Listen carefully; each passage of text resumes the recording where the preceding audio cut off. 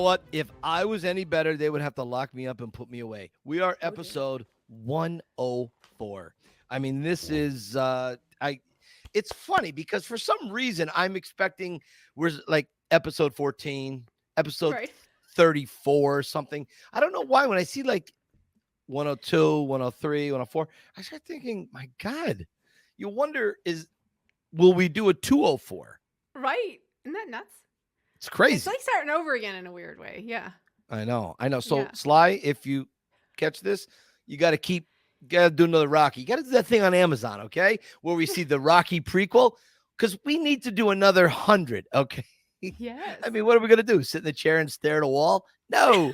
It's all about Rocky. How have you been, my friend? I'm good. I'm great. I had a very nice week. I had a fabulous visitor, Miss Roz. Let me pull up her adorable picture right here. I cannot see how cute she is. Let me show her. Girl sleepover, slumber party. Oh my God.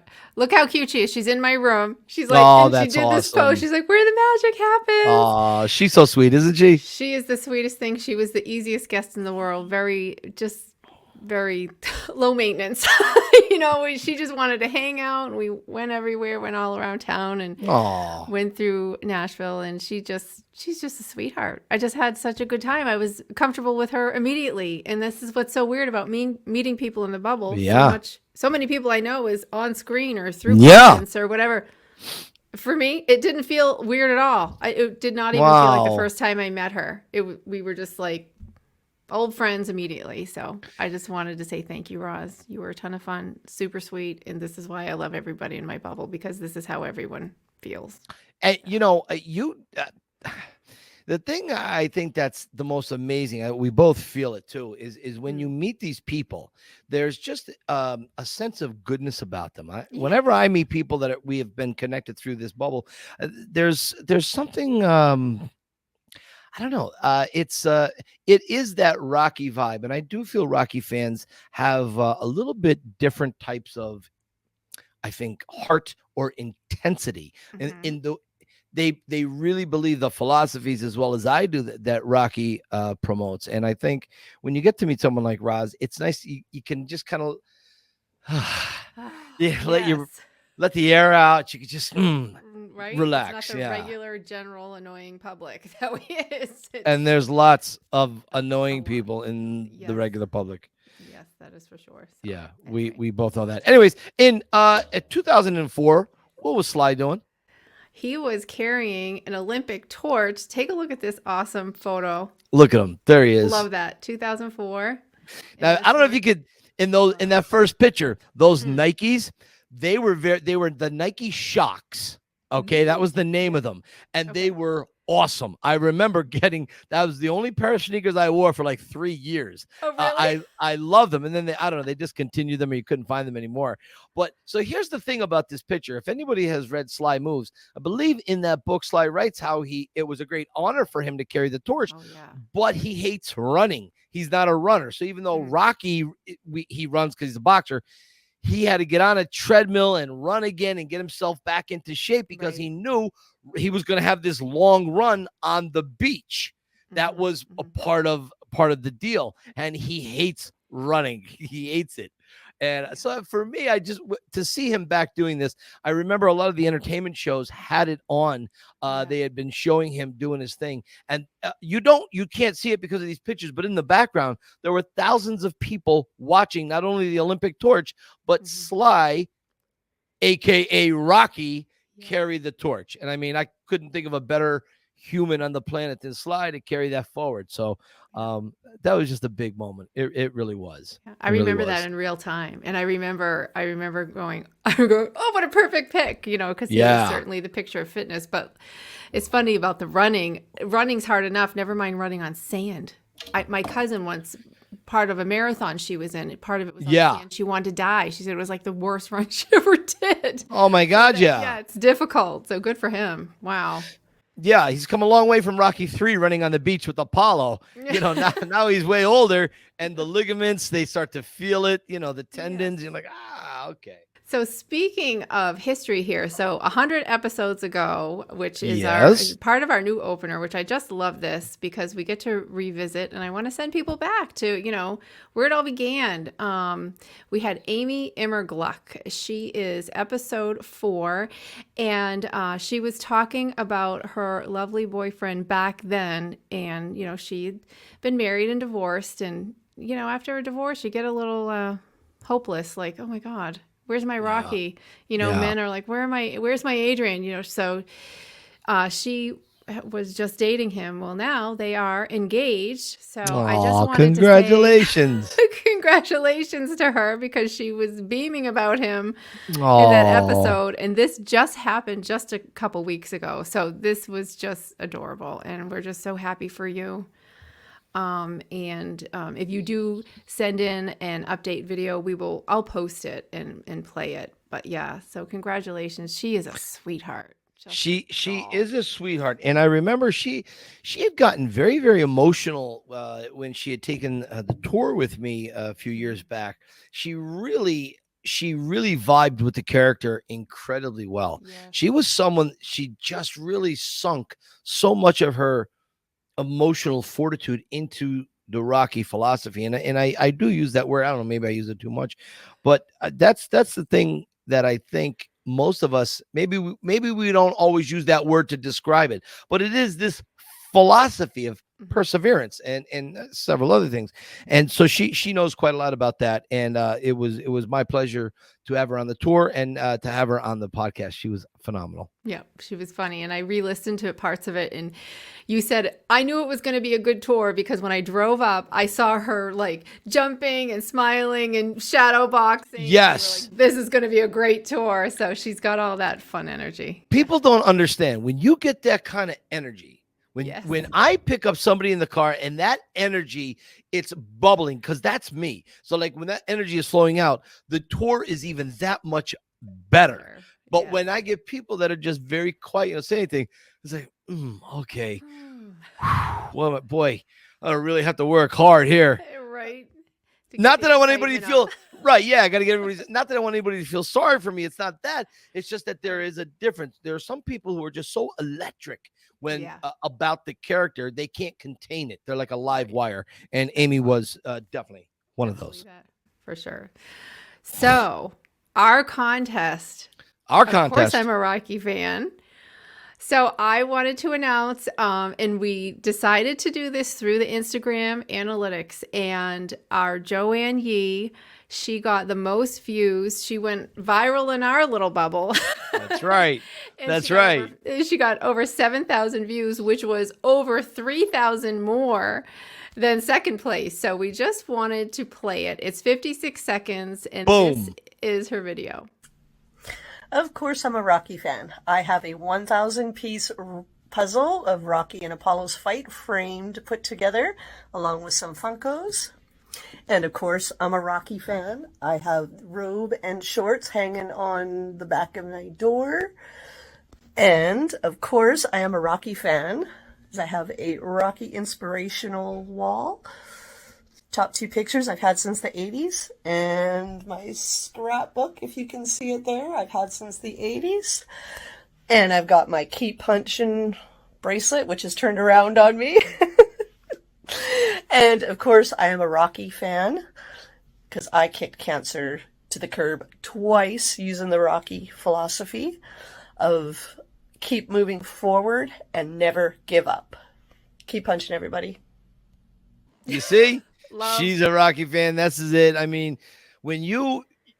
she has all the prerequisites, but she has something that hopefully none of us will ever have to deal with. And that is cancer. Yeah. And to kick that to the curb, as she so beautifully says, that is, I mean, I don't think I'd be as strong as she was. And I'm just so happy for you. You just, it was a great video. Thank you for participating. Yeah. And send me the receipt for your pizza. Yes. Send me the receipt. I will send you the a payment in PayPal. So make sure you have PayPal. Just take a photocopy of it, send it to me in an email or send it to the Rocky Files. Stacy will get it to me, and I will absolutely, this is on me. I'm so happy to pay it. And then I'll chase down Stacy for the other half of the pizza. Perfect. All right. Absolutely. No question. No, that's from both of us. That will happen. It is. And yes. Joanne, she's been with us from the beginning. I think she was episode 13. So yeah, we'll be talking about her again in a few episodes. I'm looking forward to that. I really am. Yeah. Yeah. She's something else. One of the OG in our group there. Yeah, she is. She is. And another cancer survivor. So I want to call out, we're doing a little shout out for our dear friend, Larry Brehm. Here he is right here. He has his very own episode. Another cancer survivor. What doesn't he send to me this message? I was like, here we are. We got a theme, so we're going to go with it. After a long 2-year battle, today my doctor finally said the cancer amount in my body is low enough that we can do a remission maintenance program. My cancer has no cure, but this amount is almost undetectable in my body right now. This means no more daily chemo, pills, steroids, and the other 8 pills I've been on. I still need the monthly chemo injection and bone strengthening shot, but that has little side effects. My body can finally cleanse itself from the daily cocktails I've been on for 2+ years. Thank you for being part of my cancer roller coaster. So, Larry, I just love you to pieces. We do love you very much, very sincerely. Very much. And we do have several cancer survivors in our bubble, and some still fighting. And cancer doesn't discriminate, doesn't care who you are. It doesn't care your religious background, your political background, doesn't care of your age, your ethnicity, your gender. It doesn't matter. It doesn't matter if you have a lot of money or no money or famous or not famous. Yeah. It attacks across the board. Yeah, there's no negotiating with it at all. So KO cancer. Yeah, this was just a few pictures he sent us. Stacy, are we the only ones that are happy for Larry? Or was there anybody else that sent Larry a message? Oh, yes. Yes. There was. Hold on a Who second. else sent Larry a message? So he sends me this. Hang on. Hello, Larry. This is Mr. T.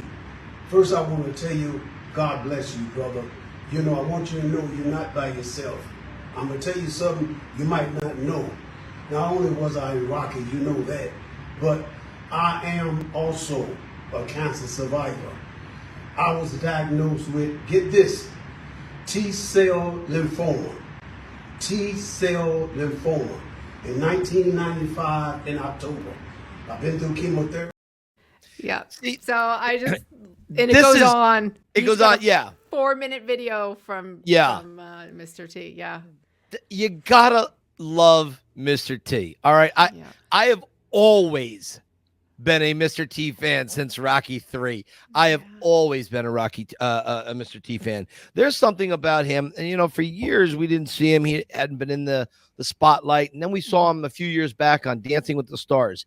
And I know he was a little older. He was somewhat arthritic and maybe a little stiff, but there was something I felt. I don't know how to describe how I felt. I don't know if it was the nostalgia. I don't know if I was just happy he's still with us and still around. There's just something very good about Mr. T.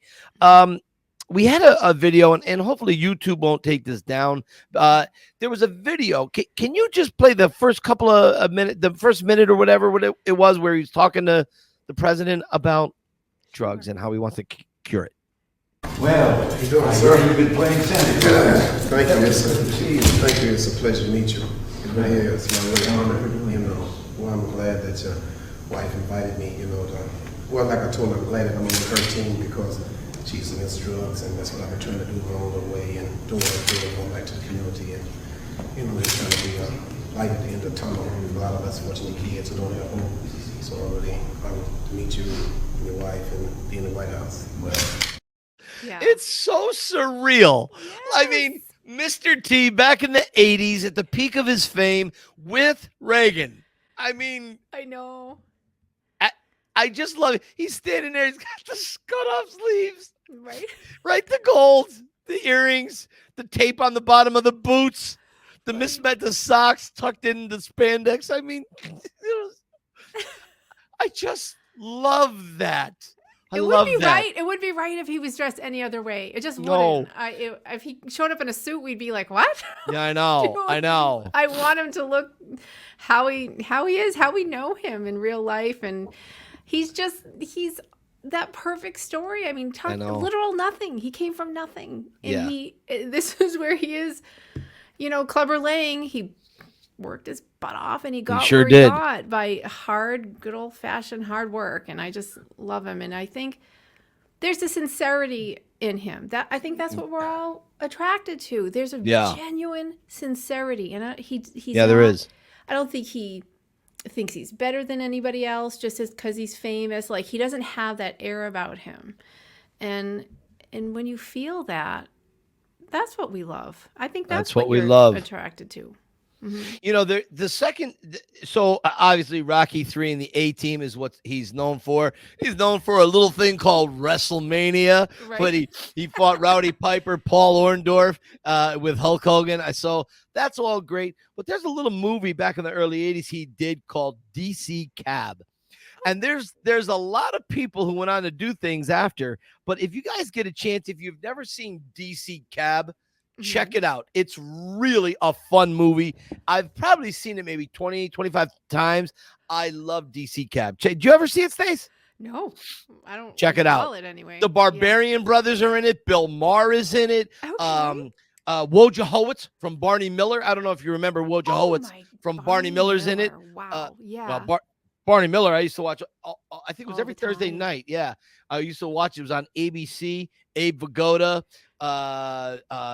Oh my God. Remember we thought Abe Vigoda was dead and then he wasn't dead and he would show up on the entertainment shows. And there was this whole thing for like a decade that everyone thought he was dead. And then he finally did die and nobody believed it. So, Abe Vigoda. Why did I even go down that road? I don't know. Anyway, I don't know. Mr. T, love the guy. The other one little thing, just to wrap up Larry and bring it back, is that I want him to know that I see him. Every single episode we post, he is our very first comment. As soon as it's posted, he puts up this little can't wait with a few hearts or whatever. Every single time, it's got to be for 70 episodes now. And I just want him to know that I noticed that. And I look forward to it. I'm like, I know my first little notification for a comment. Yeah, right? It's going to say Willy Wonka. And that's Larry saying can't wait to us. So he's been such a wonderful, wonderful support to this. Well, I love Larry. And, you know, I've mentioned it before. Larry and I have this little private joke that we have about a certain individual in the world. And, you know, there's a 3-hour time difference between LA and here. So, you know, I'm usually I'm usually getting into bed. Nowhere to lie. I go through my nightly ritual, putting on nice creams and all types of moisturizers. Yeah, you got to do it. Got to do it. Are you kidding me? And so I never know because I don't follow this particular individual, and this individual is extremely cringeworthy. And when Larry sends me this individual's picture that they post, I'm like, oh my God, this is the best. It's the best image to go to bed to at night. Right. I just love it. I go, yes, this fool. And Larry keeps me up to date. So Larry, thank you again, my friend. Keep on keeping on, brother. Yeah. And just for the record, it's nobody in our bubble, so I don't want anybody. Nobody in the bubble. Nobody. Outside of that. So nobody. Just leave it there. That's right. You know what? We have a guest. No. We do. Is our guest here? You remember Jess The Runner? Jess The Runner. I do vaguely recall her. Yes, of course. Yeah. Yes. Well, her brother Frank is here with us. Hey, darling. How are you? Hey, Mike. Stacy. How you? Frank, what's up, Mike, brother? Good to meet you. Are you kidding me? It is so good to meet you. I'm so thrilled to meet you because I just interviewed your father and your sister for probably 6 hours.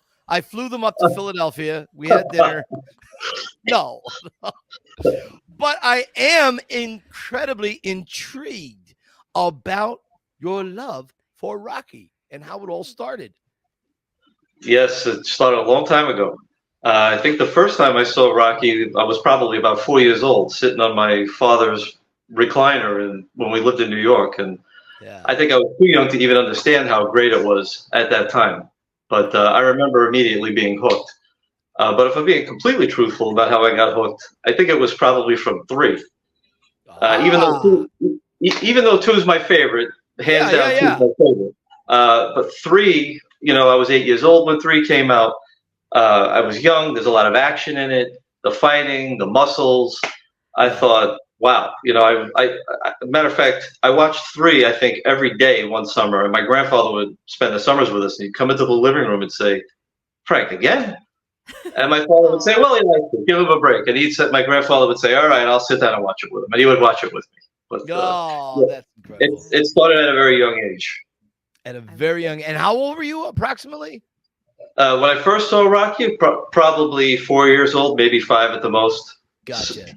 My father had this old red fabric recliner in our old house where we used to live, and when the foot rest would open up, there'd be almost like a little hammock that would, sit in between where his legs would go. I would sit in that and watch movies with him. And I remember watching the original Rocky in that chair many years ago. I mean, I'm 49 now, so a long time ago.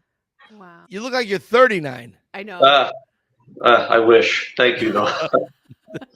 Stacy, what were you saying? I just want to show off his dad here. This is a great picture of you two. Isn't that nice? Yeah. You know who your dad looks like?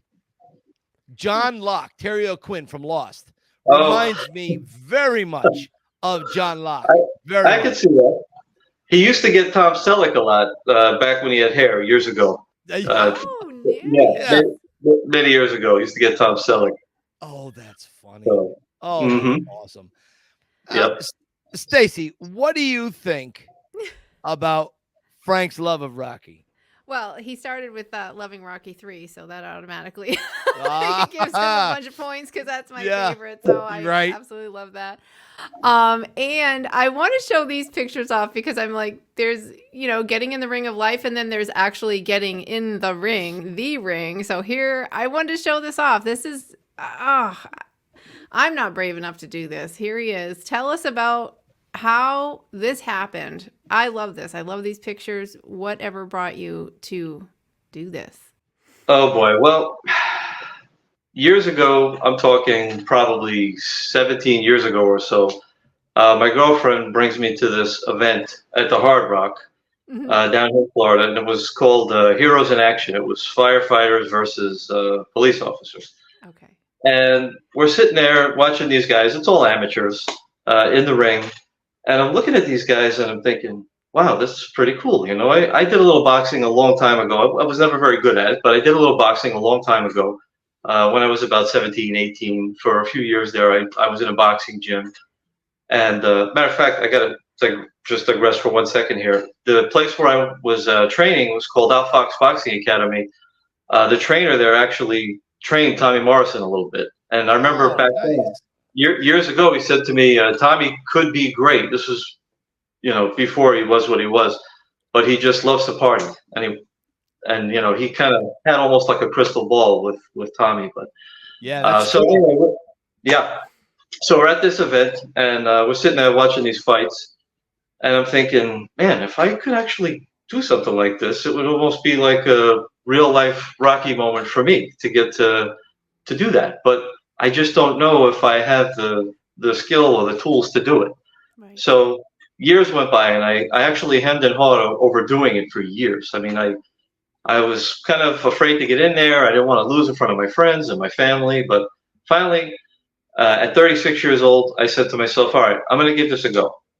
But before you get selected, you have to go down to a gym and you have to spar with somebody. It's very light. There's not much to it, but you do have to spar. They want to see if you can move around a little bit and what you can do.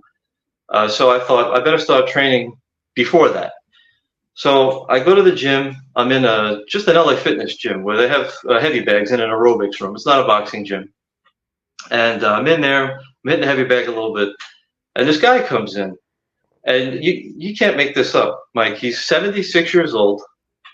He's Jewish. And he is a former professional boxer. And he walks over to me.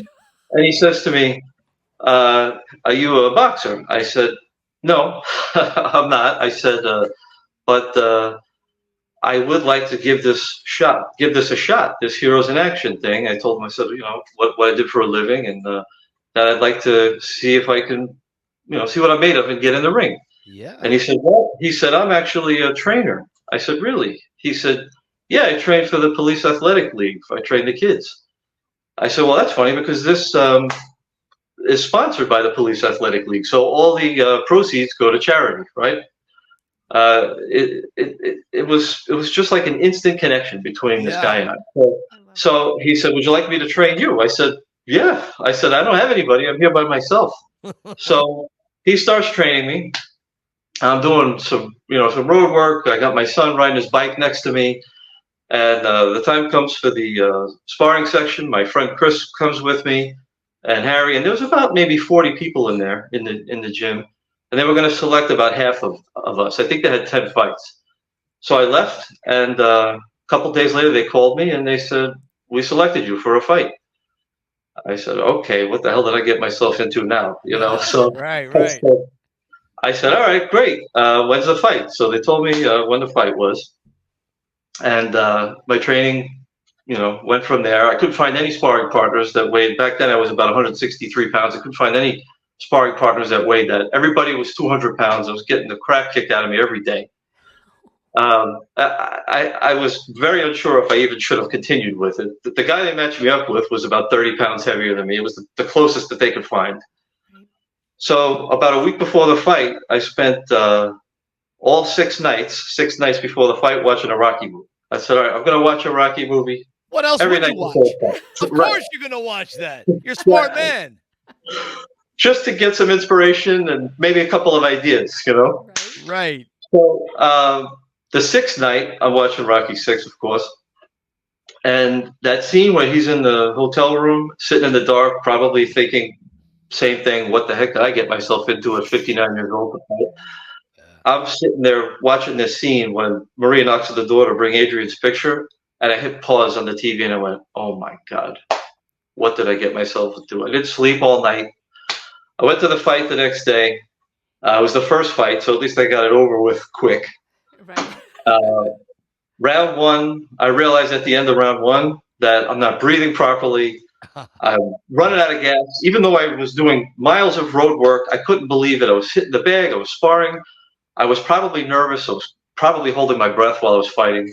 Round 2 comes and I think, all right, let me try to box a little more. Let me try to move my head, circle a little more, save my punches. I'm circling around and he gets me with a really good right and puts me down on the mat. And I just remember standing up and like smashing my gloves together just in anger. And I'm thinking, I cannot believe this just happened to me. My friends are there. I could hear my father in the crowd. He's yelling, uppercut, Frank, uppercut. I'm not even in uppercut range, and I throw an uppercut because my father told me to, right? I love it. So I get up, legs are rubbery, and the ref comes over, and he starts to give me the count. And I'm so ready to just fight again that right away, and I know it sounds cheesy to people outside of our Rocky land, right? But right away, I'm in round 14 in my head, and I'm putting his hands down, and I'm telling him, no. Because he's asking me, are you okay? Are you okay? And I think he could tell that I really wasn't. And I was trying to fake it, and I was shaking my head, and I'm saying, no, I'm okay. I'm going to keep going. So I somehow finished round 2. I don't even know how. I almost go down again. Round 3 comes out, and now at that point, it was just, I just want to survive. I just want to finish the fight. I just want to go the distance. I want to go all the way to the end. And if I could, if I could maybe hit it with one good right and win it, great. I tried that. I completely blew my wad. By the end of the fight, I was mush, but I made it. My friends, my family, they told me they were proud of me. I kind of a lot like Rocky 6, where at the end he says, the beast is gone, it's out of me. Yeah, right. That's how I felt. I said, you know what? I did that. I got that one little Rocky fantasy out of my head that I got to fight in front of people. I don't have to do it again. So it was a cool experience. It was a cool experience. Yeah. And you made it all the way through. That's awesome. That's what it's all about. That is what that character's philosophy is all about. It's that perseverance, especially when you get afraid or scared or nervous, whatever it is, that pressure starts to weigh on you. And then you say, okay, like you said, what am I made of? What is it that I have? Am I going to just stay down? Am I going to fight back? And fighting back and just making it to the end of the fight, that in and of itself is really, I think, what Rocky is all about, and anybody who knows it. And you said something so smart. The people outside of our little bubble, we don't even concern ourselves with those people. Right. We don't even. No. Yeah. If they have a problem with it, that's their problem. This is backstage right here, my friend. This is it. Right. This is all that matters. This is all that matters. Stacey, what do you think about this so far? I love this. You know, he has all the ingredients. Do you mind if I show about 30 seconds of that video that you sent? Sure. Would that be all right? Sure. All right, hang on.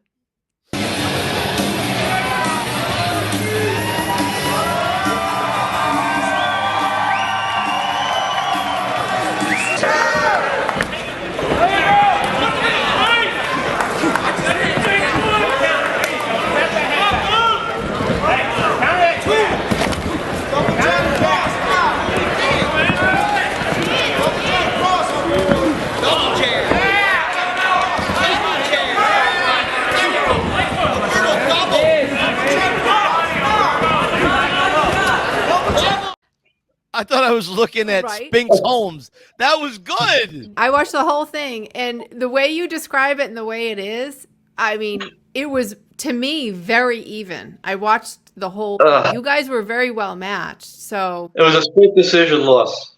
Just like Rocky won. Yeah, exactly. That's exactly right. You wouldn't want it. Nothing. It's so poetic.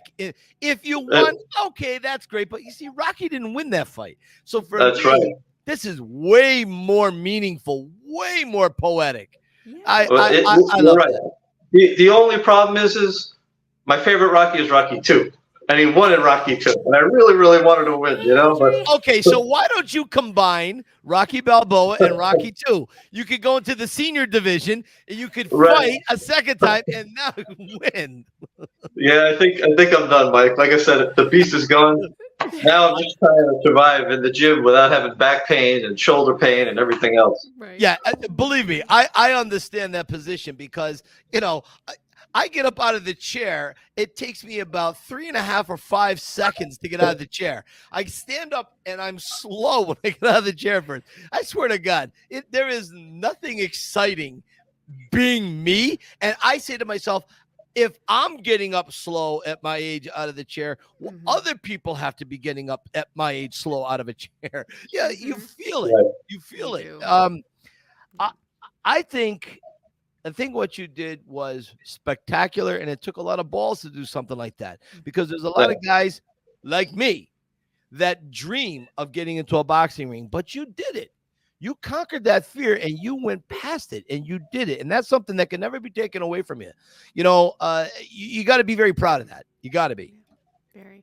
Thanks, Mike. I appreciate that. I love this picture. You know, you're really committed to a lifetime of fitness here. You know, you're still very, very fit, and you probably always will be. And Jess always brags about your dad. Your dad is still working out. He's still in the gym. He's 70. How old is your dad? 74. 74. And that's where I get it from. You know, I've seen pictures that you guys have posted on your social media of your father. I would not want to owe him money. Look at him. Yeah. Look at him. I'm telling you. Incredible. Yes, and that's my son in the middle there. Yes, at 6'3". Yes. Look at the height on him. My God. Yeah, love that. Yeah, he's something. Oh, and man. Now, who's that guy in the white shirt? He looks familiar. Yeah, that's my nephew. That's Jess's son, Dominic. That is Dominic. Yep. Hey, there she is. So what is this right here? Is this like you guys going out for breakfast? What is that, a little meetup? Yeah, I was working then, so I met them on duty for breakfast in the morning. Oh, and that's back when I was a detective. Gotcha. I love. All right, so you guys just have each other's back. I love this family so much. Isn't that great? They take care of each other. It's a beautiful thing. Family is everything. It really is. Yeah. Stacey knows of what she speaks. Yes, I do. Definitely. So let me ask you something, Frank. If I told you the phrase, I am what I am. What does that mean to you? Huh. That goes right to Popeye for me. Yes. My other hero. I am wearing my Popeye shirt all for you. I Oh, haven't worn this in a little while. I love Popeye. All right. Popeye was one of my first heroes. Tell me a little bit about what Popeye means to you and how you used to sing around the house like Popeye. You weren't supposed to know about that. No way, man. I got to know these things. Oh, my God. I saw that movie in 1980 in the movie theater. My grandmother, my father's mother, took me to see that movie. I also saw it a second time with my aunt and my cousin. And I was mesmerized. I couldn't believe how mesmerized I was. And that was probably before I became as mesmerized with Rocky. And it's funny because there's so many similarities between those two characters. They both stand for so much as far as good versus evil and just the way they carry themselves. And just all the little lessons, I think, in the movie, you know, like wrong is wrong, even if it helps you, little things like that, that resonated. But I loved that he would, you know, knock out the bullies, the whole thing. I mean, I used to have a pipe in my mouth when I was young. That my mother she used to have to take it away from me because I would have like a sore on the corner of my mouth from holding this pipe all day. I said, I want to be like Popeye when I get older. That was like my thing. Popeye and Rocky, yes, and they have, like I said, they have a lot in common. It was just I was just mesmerized by that performance by Robin Williams. I just couldn't take my eyes off the screen. Still to this day, I just love the movie. And then the greatest thing about it is I think we texted about it once, is that it's based on a real character named Frank, middle name Rocky, last name I think it's Feigl, right? Is it Feigl? Yeah, right. Last name, which is also pretty cool. That Popeye's real name. Neat. I love, and I believe Popeye the Sailor, the song, the original cartoon song, that was written at the Hotel German in Scranton, Pennsylvania. So, of course, my hometown. So I love Popeye. When I was a kid, I saw Rocky. I'm sorry, Rocky. Looking at everything around my room. Sorry. I saw Popeye with Robin Williams, and I had this shirt that looked like a sailor shirt. It wasn't cut at the forearm. It went all the way to the wrist. And what I used to do, I had cut an old pillow, and I took all that styrofoam stuffing, that synthetic styrofoam, and I put it all around the forearm to give me big forearms under the white sleeve. And I would walk around the house. I had a sailor's cap, but I never had a pipe like you had. And so I love that you had a pipe. Who got you that pipe? My mother probably got me that for Christmas. And that was the theme almost every Christmas for years. I had stickers. I had like a life-size cardboard Popeye. I remember she bought me stamps once that they were supposed to become collectibles someday. She put them in a frame. Yeah. All kinds of things. I've got stuff everywhere. That's fantastic. I love that. Do you remember your first weight set? Oh, yeah. Well, you've been getting a lot of information. I know people. Probably about 5, maybe 6, and they were plastic weight, and you could put water in them. And every year, my father, every so often, by getting a little stronger, my father put a little more water in there. You know, we had it down in the basement. We had a heavy bag down there. I'd hear my father curling weights, and I'd hear him grunting, and I'd hear the weights clanging together. And at 5, I said, Dad, I want weights too. You know, I want to work out too. Yeah. It started young. And so much of it, I think, like I said, 2's my favorite hands down, but 3 at that young age, listening to Eye of the Tiger, you know, we had this little stoop. We lived in Queens, little 3-step stoop, and had the black railing that went around it. I can't tell you how many times, 8 years old, 9 years old, I'd walk out the front door and I'd grab onto the railing of the stoop and I'd jump over it like Rocky 2, and I'd go running down the street, you know, and I'd have that either a Walkman with the music on or something. I was just captivated by it, you know. I want to ask you about this because this is something that I haven't asked Stallone about it. I might ask. I don't know. It's a weird thing.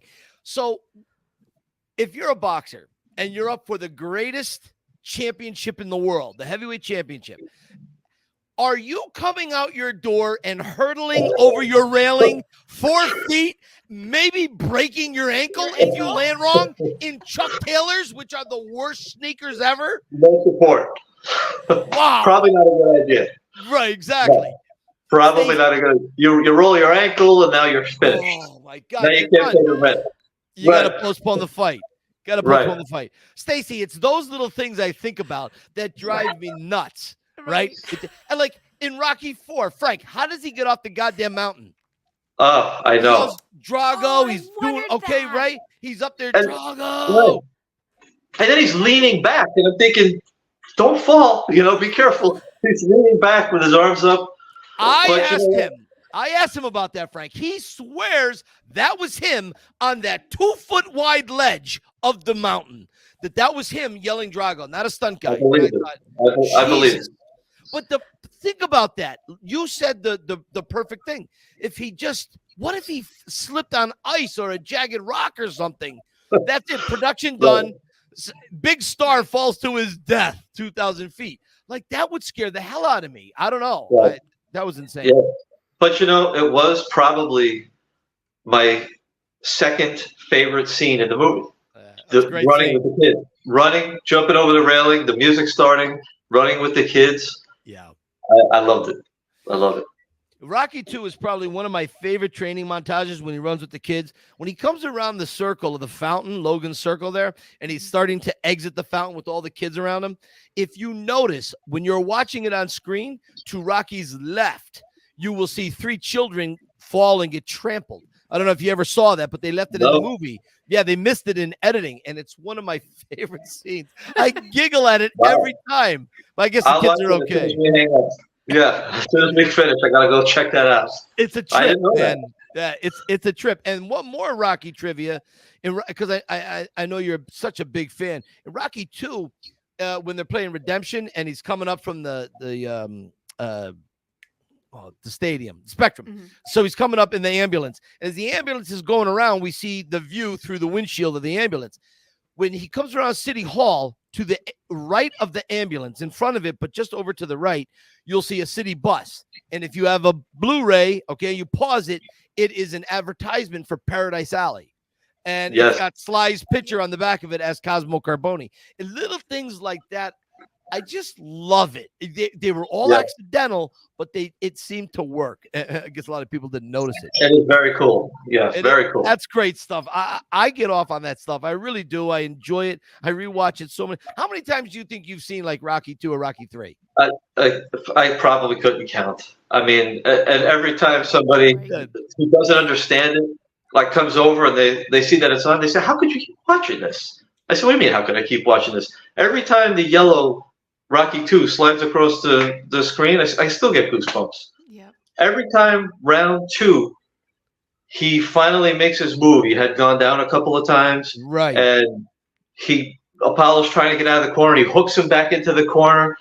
I watched that twice every time I watch that movie. I rewind that round 2 twice. And he says, I ain't going down no more. I just feel like there's so much more to that than just, it's not about just winning that fight. It's just, it's about his whole life, and it's just there's so much more meaning to it than people realize, and it's really uplifting to me.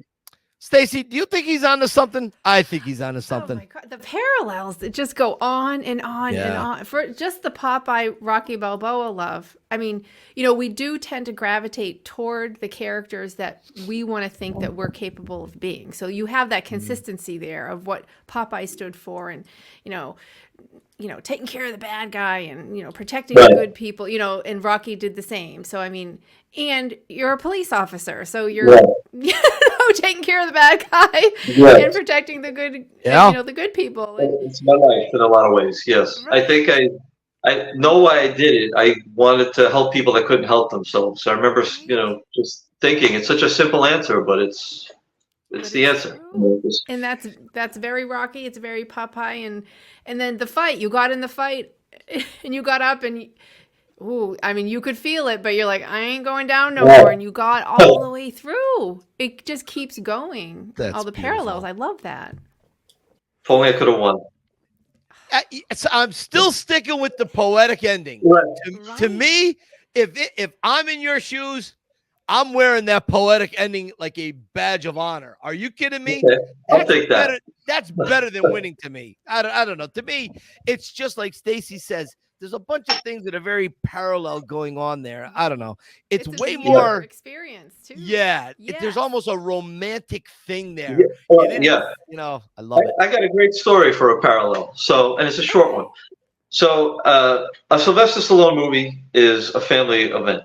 If there's a Sylvester Stallone movie going on, it's my father, it's my sister, it's my son, my nephew, and it's a family event. So we go to see Grudge Match, and which a lot of ways I imagine in my head is Rocky 7.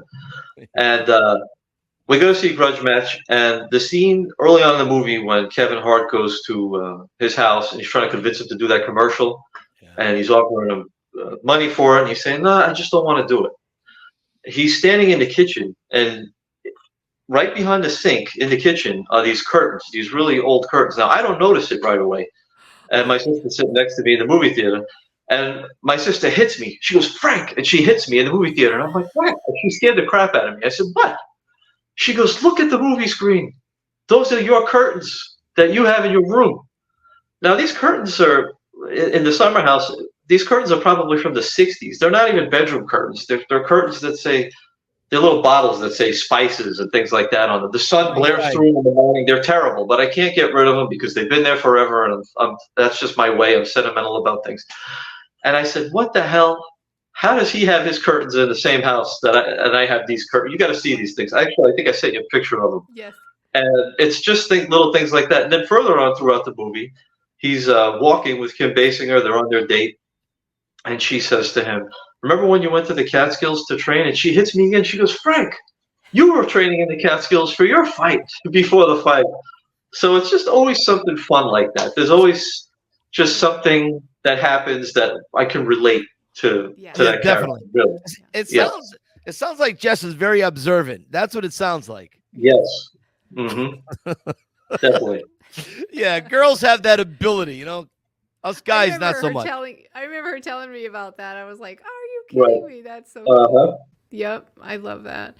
A few fun pictures you sent. This is, how you can take an image and put your own face on the image. So this is what he did with Stallone. A friend of mine did that. Yeah. Oh, that's awesome.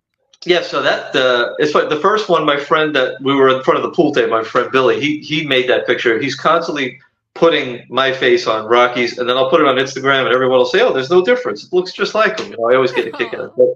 But the other picture with Nick Cage and Sinatra and Sly. So when I was a detective, my squad, one day we started to text pictures to each other of actors or people that the other guys think that we look like. And sure enough, these pictures came through. And that picture is actually up on the wall in the office forever. Oh, really? I'm not even in that unit anymore. I've moved on from that unit, and that picture is still up there. But I love the fact that, and it's it's the thing that, like all these things behind me here, I put the things that I chose behind me are all gifts that people relate Rocky, Sylvester Stallone to me, and I just love it. They're in a store and they say, "Oh, I got to get that for Frank." Like that picture there up on the wall, my friend got me. That was actually the morning of a promotional exam that I got to the office early, and I wore that shirt to intimidate everybody, to tell everybody I was going to be first and I was going to be number one on this exam. Well, that didn't work out. I turned out to be number 15 out of 30 and didn't even make it. And I had to wait 2 more years to take the promotional exam. Mm-hmm. So not to abandon Rocky, but on the second exam, I decided to go with an over-the-top shirt. So I said, I'm going to change my luck and I'm going to go over the top now. This time I am going to be number one. And believe it or not, the second time I took the test, I scored number 1 and I got promoted. Oh, nice. So, yeah. But all those things that I have here, like what I have up on the wall they're things that people get me just because they see them. It's not my birthday. It's not Christmas. It's like, hey, Frank loves this, this character. I got to get that for him. It's really, it's my way of saying it. Don't you think that at some point, like when you're alone or you're sitting down, I don't know, whatever, watching a ball game, do you think, well, I think I did something right in life where I connected with people and they do something nice and they think about me when something happens with Rocky, like hey, he's coming out with a sequel or a prequel to Rocky, and hey, I wonder if Frank heard this, and you get a phone call or a text from someone. Hey, did you hear about right? It's the best feeling in the world. You're known in your bubble for several things, I'm sure, but also you're the Rocky guy, and I love it. But matter of fact, my 40th birthday surprise party, my girlfriend threw me a surprise party, which I couldn't believe it. I was in the car with my father and my stepmom and my sister, and I said, where's Gretchen? He said, oh, no, she's just going to meet us there. We got to this Italian restaurant in Fort Lauderdale. To my surprise, I couldn't believe it. It was a surprise party for me. My cake that she had made for me was a VCR with Rocky 2 popping out of the cake. And the remote control, the box, everything is Rocky. Everything is cake, rather, from Rocky 2. So you can eat the whole thing. Yeah. And, I love that.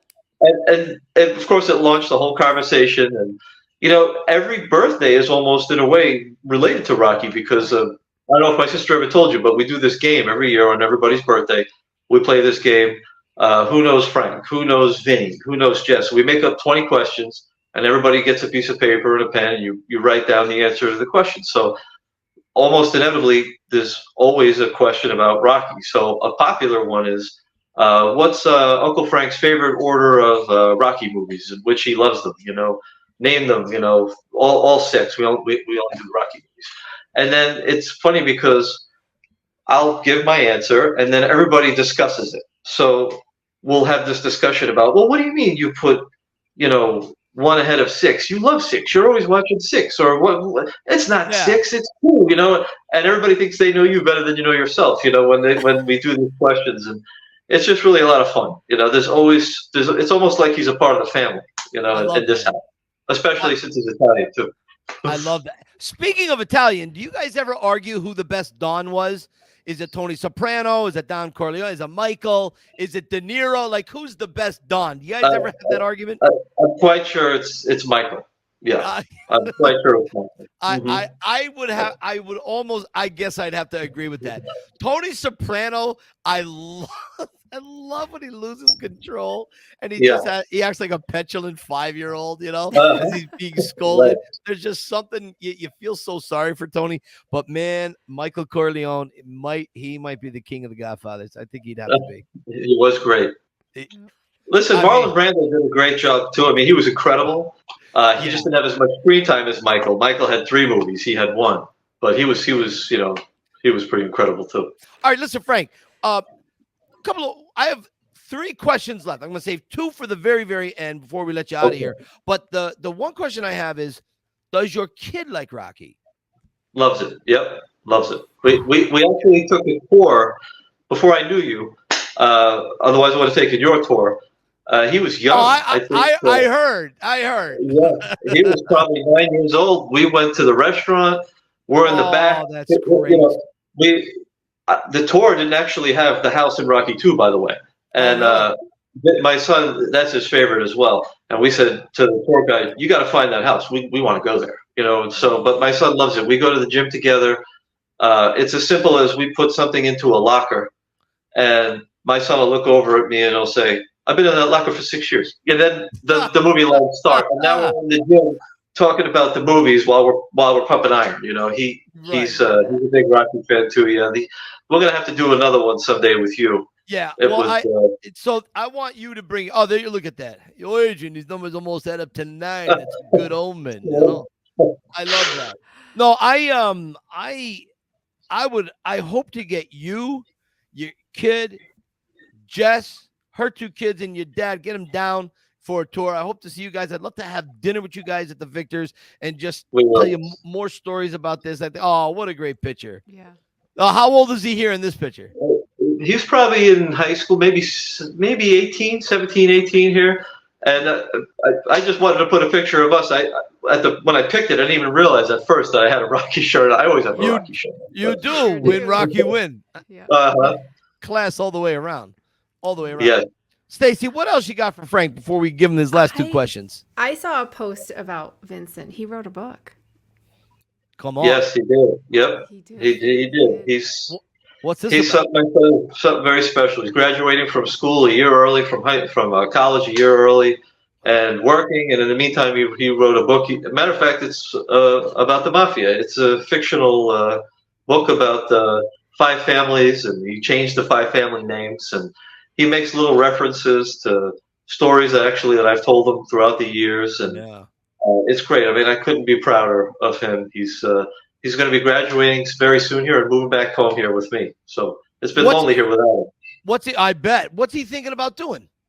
He's getting a degree in finance. He's also talking about being a cop, but still working that out with him. You know, I still want him to explore what he got his college degree in, his major in, and try that out for a little while. And then maybe if he's not happy with that, maybe the police work will still be there for him. You know, it's like for me, I didn't start right away. I was actually a PE teacher before I was. Really? And I knew the whole time I wanted to be a cop. It just took me a little while to get there. Yeah. So maybe it'll be the same way for him. You know, I was a cop, but I didn't have what it took. I'm not a cop guy. I was a cop for 5 years. I was too empathetic. I've always believed when you're a cop, you've got to have a certain degree of tenacity and toughness, and you have to have a certain degree of compassion and empathy. And I had too much empathy. I didn't have the other stuff that you needed to be a cop. Plus, it was very political in the small town I was in. Small town politics will kill you. You know what I mean?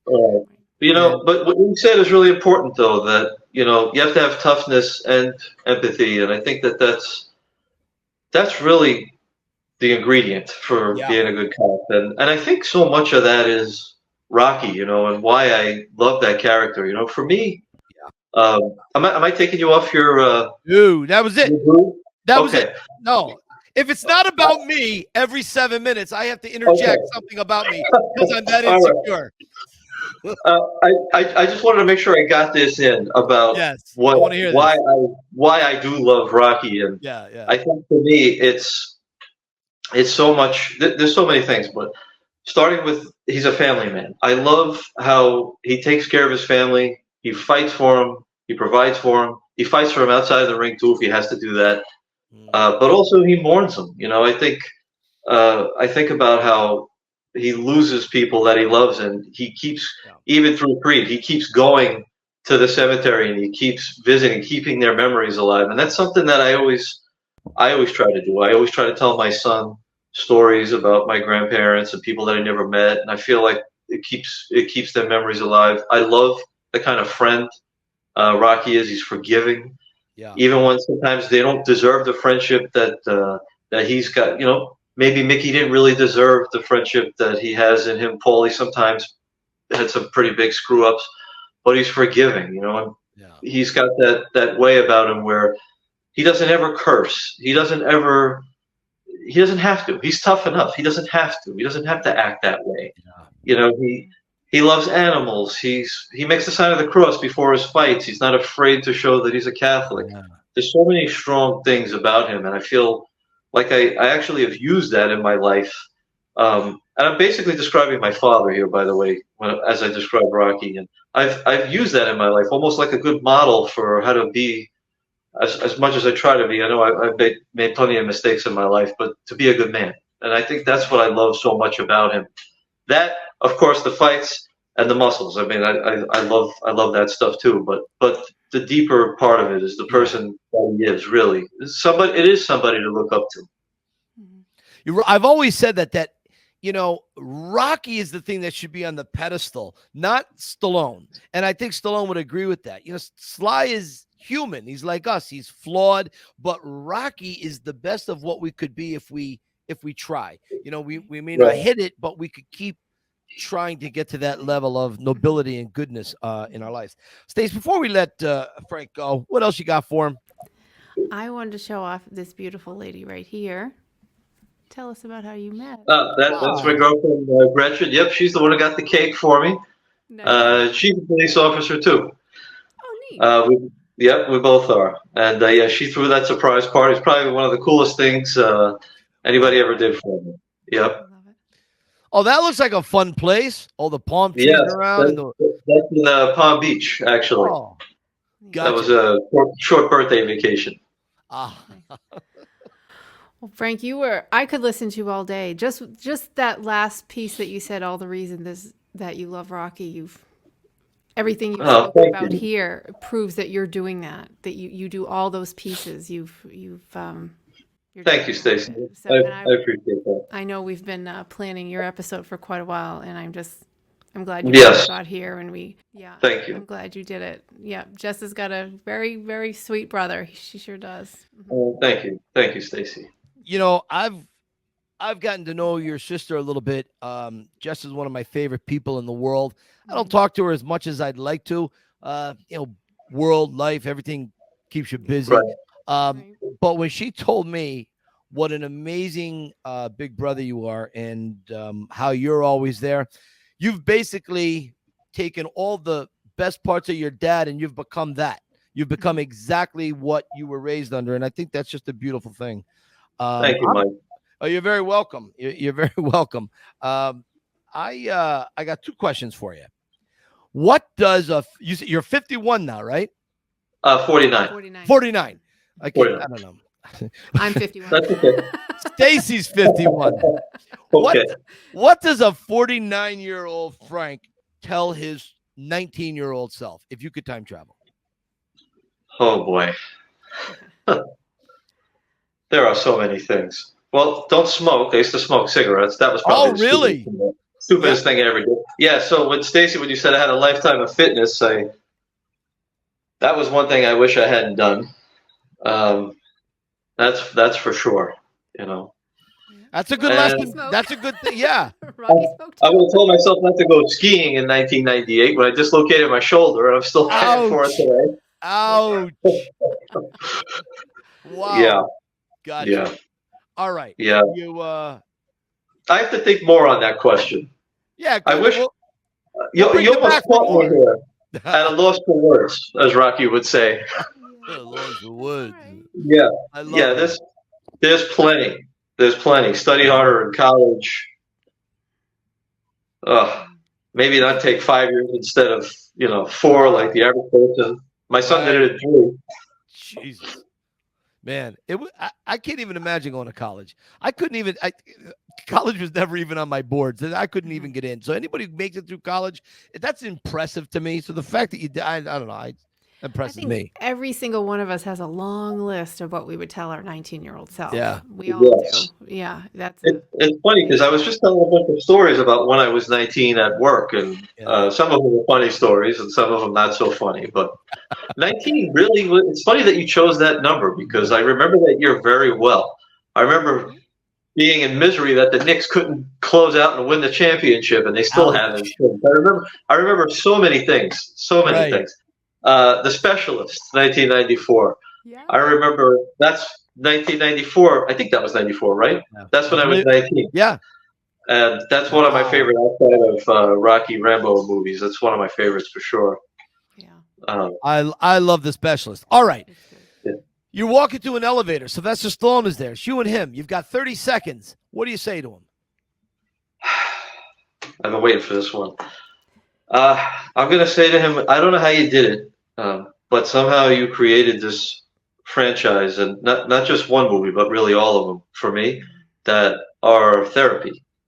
I don't know if I could be articulate enough to explain how it's therapy, but I would say times where I'm down, times where I need a little bit of motivation, times where maybe I'm going through something hard. It could be a health scare, it could be a tough just situation, maybe with a friend. And even in times of some of my absolute worst days of my life, and we've all had them, right? With maybe a loss of a relative or something really even that difficult, I find myself going to the living room couch and putting a Rocky movie on, most of the time too, for comfort, for energy, for strength. And somehow you've done that. I know that you've created something that's inspiration for people until the end of time. I know people are going to run up those stairs until the end of time.